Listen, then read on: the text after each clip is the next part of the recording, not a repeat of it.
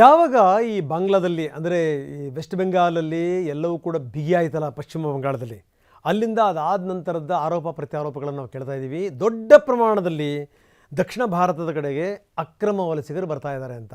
ಇದನ್ನು ಬಹಳಷ್ಟು ಸಂದರ್ಭಗಳಲ್ಲಿ ಬಿ ಜೆ ಪಿ ನಾಯಕರುಗಳು ಕೂಡ ಎತ್ತಿದ್ದಾರೆ. ಅಷ್ಟೊಂದು ದೊಡ್ಡ ಸಂಖ್ಯೆಯಲ್ಲಿ ಬರ್ತಾ ಇದ್ದಾರೆ, ಸರ್ಕಾರ ಏನು ಕ್ರಮ ಕೈಗೊಳ್ತಾ ಇದೆ ಅಂತ.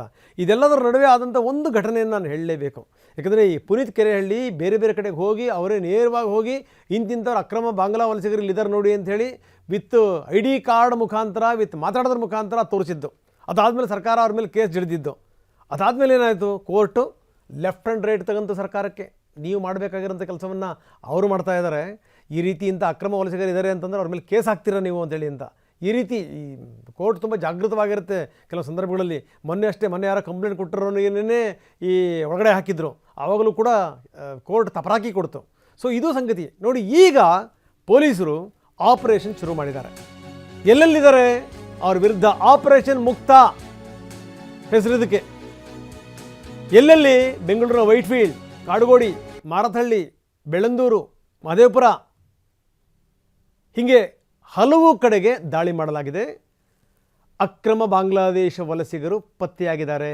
ಇದು ಸಂಗತಿ. ಏನು ಮಾಡ್ತಾ ಇದೆ ನಮ್ಮ ವ್ಯವಸ್ಥೆ? ಏನು ಮಾಡ್ತಾ ಇದೆ ನಮ್ಮ ವ್ಯವಸ್ಥೆ ಕಣ್ಣು ಮುಚ್ಕೊಂಡು ಕೂತ್ಕೊಂಡಿದೆಯಾ ಇಂಥ ಸಂದರ್ಭದಲ್ಲಿ?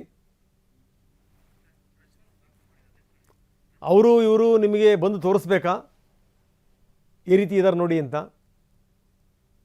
ನಾನು ಹೇಳ್ತಾ ಇದ್ದೀನಿ, ಬರೀ ಬೆಂಗಳೂರು ಮಾತ್ರ ಅಲ್ಲ, ಬೇರೆ ಬೇರೆ ಭಾಗದಲ್ಲೂ ಕೂಡ, ಅದರಲ್ಲೂ ಈ ಕಾಫಿ ಎಸ್ಟೇಟು, ಟೀ ಎಸ್ಟೇಟು, ಈ ತೋಟಗಳು ಎಲ್ಲೆಲ್ಲಿದ್ದಾವಲ್ಲ ಅಲ್ಲೆಲ್ಲ ಇಂಥವ್ರು ಹೋಗ್ಬಿಟ್ಟು ಕೆಲಸ ಮಾಡ್ತಾ ಇದ್ದಾರೆ. ಭಾಳ ಹುಷಾರಾಗಿರಬೇಕು. ಮುಂದಿನ ದಿನಗಳಲ್ಲಿ ಆಗುವಂಥ ಆಗು ಹೋಗುಗಳಿಗೆ ನೀವೇ ಜವಾಬ್ದಾರರು. ನಮ್ಮ ಮನೇಲಿ ನಮ್ಮ ಒಂದು ಮನೋಭಾವನೆ ಇದೆ. ನಮ್ಮ ಮನೆಗಳಲ್ಲಿ ಏನು ಅಂದರೆ, ಕೆಲಸ ಕಾರ್ಯಗಳಾಗ್ಬಿಟ್ರೆ ಸಾಕಪ್ಪ, ಅವನು ಯಾರೋ ಬಂದ, ಅವನದೇನು ನೋಡೋದು, ಅವನ ವಿವರಗಳನ್ನು ಇಲ್ಲ. ಕಂಪಲ್ಸರಿ ಕೆಲಸಕ್ಕೆ ಇಟ್ಕೋಬೇಕಾಗಿರುವಂಥವ್ರು ಕೂಡ ಎಲ್ಲ ವಿವರಗಳನ್ನು ಸಂಬಂಧಪಟ್ಟಂಥವ್ರಿಗೆ ಕೊಟ್ಟಿರಬೇಕು. ಬನ್ನಿ, ನಮ್ಮ ಪ್ರತಿನಿಧಿ ಪ್ರಜ್ವಲ್ ಅಲ್ಲಿಂದ ಒಂದು ಪ್ರತ್ಯಕ್ಷ ವರದಿ ಕೊಟ್ಟಿದ್ದಾರೆ, ನೋಡೋಣ.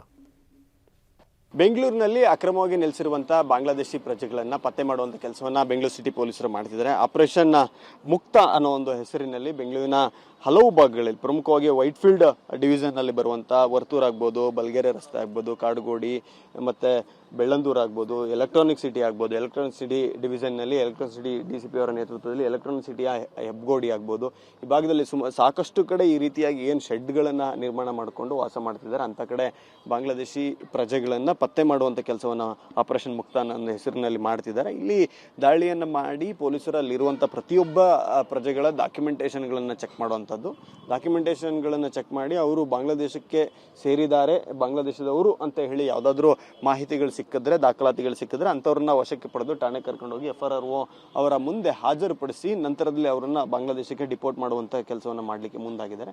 ಪ್ರಮುಖವಾಗಿ ಇಲ್ಲಿ ವೆಸ್ಟ್ ಬೆಂಗಾಲ್ ಅವರು ಇದ್ದಾರೆ, ಜೊತೆಗೆ ಅಸ್ಸಾಂ ಅವರು ಇದ್ದಾರೆ, ಜೊತೆಗೆ ರೋಹಿಂಗ್ಯಾಸ್ ಇದ್ದಾರೆ. ಹೀಗಾಗಿ ಪೊಲೀಸರು ಎಲ್ಲರನ್ನೂ ಒಟ್ಟಾಗಿ ನಿಲ್ಲಿಸಿ ಅವರನ್ನೆಲ್ಲರನ್ನೂ ಪರಿಶೀಲನೆ ಮಾಡಿ ನಂತರ ಅವರನ್ನು ಸೆಗ್ರಿಗೇಟ್ ಮಾಡಿ ಅವರನ್ನು ವಾಪಸ್ಸು ಅವರವರ ದೇಶಕ್ಕೆ ಕಳಿಸುವಂಥದ್ದು. ಮತ್ತು ಈ ನಮ್ಮ ಭಾರತದವರೇ ಆಗಿದ್ದರೆ, ವೆಸ್ಟ್ ಬೆಂಗಾಲ್ ಅವರೇ ಆಗಿದ್ದರೆ ಅಥವಾ ಅಸ್ಸಾಂ ಅವರು ಆಗಿದ್ದರೆ ಅಥವಾ ರೋಹಿಂಗ್ಯಾದವರು ಆಗಿದ್ದರೆ ಅವರುಗಳನ್ನು ವಾಪಸ್ಸು ಇಲ್ಲೇ ವಾಸ ಮಾಡಲಿಕ್ಕೆ ಬಿಡುವಂಥ ಕೆಲಸವನ್ನು ಮಾಡ್ತಾರೆ. ಜಾಗವನ್ನು ನೋಡ್ಕೊಳ್ತಾ ಹೋದರೆ ಈ ಒಂದು ಪರ್ಟಿಕ್ಯುಲರ್ ಶೆಡ್ ಏನಿದೆ, ಇಲ್ಲಿ 150 ಶೆಡ್ಗಳನ್ನು ಮಾಡಿಕೊಂಡು ವಾಸವನ್ನು ಮಾಡ್ತಿದ್ದಾರೆ. ಈ 150 ಶೆಡ್ಗಳ ಪೈಕಿ ಈ ಲ್ಯಾಂಡ್ ಓನರ್ ಏನಿದ್ದಾನೆ ಅವನು ಇದನ್ನು ಒಬ್ಬ ವ್ಯಕ್ತಿಗೆ ಬಾಡಿಗೆ ಕೊಟ್ಟ ರೀತಿಯಲ್ಲಿ ಜಾಗವನ್ನು ಕೊಡ್ತಾನೆ. ಒಂದು ಶೆಡ್ಡಿಂದ ಒಂದು 2,000 3 ಸಾವಿರ ರೂಪಾಯಿ ತನಕ ಬಾಡಿಗೆ ರೀತಿಯಲ್ಲಿ ಕಲೆಕ್ಟ್ ಮಾಡ್ತಾರೆ. ಇವರು ಯಾವುದೇ ಡಾಕ್ಯುಮೆಂಟೇಷನ್ ಇಲ್ಲ, ಪವರ್ ಸಪ್ಲೈ ಇಲ್ಲ, ವಾಟರ್ ಸಪ್ಲೈ ಇಲ್ಲ, ಯಾವುದು ಕೂಡ ಇರೋದಿಲ್ಲ. ಆದರೂ ಕೂಡ ಇರಲಿಕ್ಕೆ ಇವರಿಗೆ ಒಂದು ಶೆಡ್ಗಳನ್ನು ನಿರ್ಮಾಣ ಮಾಡಿ ಕೊಡುವಂಥ ಕೆಲಸಗಳಾಗ್ತದೆ. ಇದ್ರ ಬಗ್ಗೆನೂ ಪೊಲೀಸರು ತನಿಖೆಯನ್ನು ಮಾಡ್ತಾರೆ. ಒಟ್ಟಾರೆಯಾಗಿ ಆಪರೇಷನ್ ಮುಕ್ತ ಹೆಸರಿನಲ್ಲಿ ಬೆಂಗಳೂರಿನ ಹಲವು ಭಾಗಗಳಲ್ಲಿ ಇವತ್ತು ರೇಡ್ ಬೆಳಗಿನ ಜಾವ 5 ಗಂಟೆಯಿಂದ ನಡೆದಿದೆ.